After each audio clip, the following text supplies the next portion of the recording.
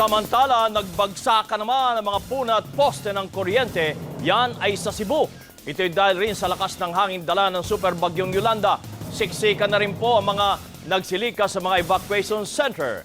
Nagpapatrol si Jaworski Alipon. Malakas na ulan at hangin. At may storm surge pa. Ito ang bumungad sa lalawigan ng Cebu kanina sa kasagsagan ng pananalasa ng bagyong Yolanda.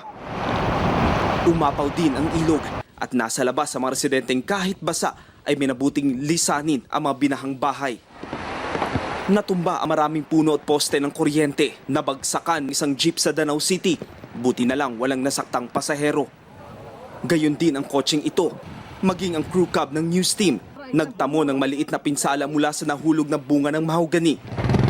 Hirap sa pagbaybay sa daan ang mga motorista dahil maya't maya ay may nakahambalang poste na buwal na punong kahoy o debris. Sa Guadalupe, Cebu City, natuklap din ang mga yero at signboard ng mga establishmento.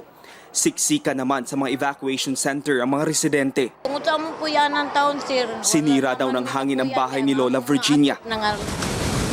Nanganib din ang mga bahay sa tabi ng mga ilog dahil tumaas ang tubig sa Butuanan River sa Mandawi City. Ang grupong ito nagawa pang kunin ang mga bunga ng saging habang nagbabadyang umapaw ang ilog. George Calipon, Patrol ng Pilipino sa Cebu.